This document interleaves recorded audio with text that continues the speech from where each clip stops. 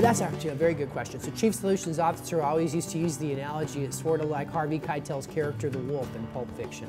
You know, my thing, at least, my core competency was going into critical situations with a sense of calmness and emerging with some solution that either doesn't require the legal department or doesn't require the CFO writing a big check. And that was kind of where I approached my work at Yahoo, being saving big customer accounts, dealing with government issues. Here's my process. Process point number one is called the first we have language.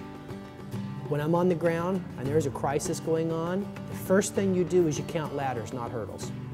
I don't know what's wrong with our culture, but every time there's a critical process, we shut down the creative brain by saying, here are all the things we don't have. Lack is the enemy of creativity. When your brain starts out by saying, we've got to solve this, we've got to stop that, and we don't have this, your brain will not make the synaptic connections to innovate. So what I've learned is when I'm on the ground with the Yahoos and there's a problem, we've been fired by Procter & Gamble, I say, all right, what do we have?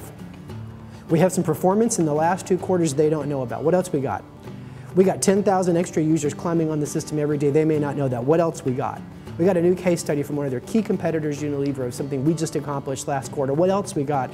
And I exhaust the what else we got till we're dry, and you can see in the team a complete change of mindset. Because I believe in the business world where there's a lot of missed expectations, business is really more like judo than war. It's really a matter of directing the mind to a different place. So the first thing I do is I say, what do we have? The second thing I want to do is face my fears. In other words, how bad could this really be?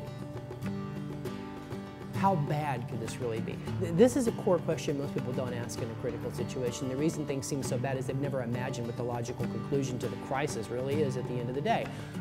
One of my favorite modern day philosophers is the young Timothy Ferriss, who wrote The 4-Hour Workweek. And he likes to point out Greek philosophers who say that if you really want to face your fears, what you've got to do every 30 days is you've got to become a beggar. You got to put on a beggar's clothes, crawl around the street and eat with the crumbs they eat. Because if you do that, he says, you will realize, is this what I'm afraid of? Because it's not that bad. So that's the second thing, is to face your fears, stare them down, imagine what is the worst possible conclusion. It's usually not as bad as you think. The third thing, and this is the last thing I'll say, is you've got to push authority out to the edges in a crisis situation.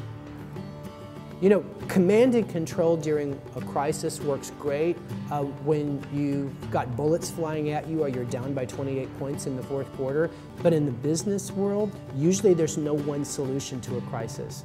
There's a multitude of solutions at the layers of the company where the crisis erupted, and the only way to solve it in a business sense is to push it out to the edges and give people authority. Where you say to customer service, I just had this example of Toomey, the luggage maker, you tell customer service, in these situations, you make exceptions to the rule. You tell store managers, in these situations, without even calling customer service, you make a judgment call. You tell HR that in these situations when a crisis exists, you suspend the general policies with respect to leadership structure and reporting so we can get things done faster. And by making those changes and pushing authority out to the edges, you get radical innovation across the company. And that's mind-blowing.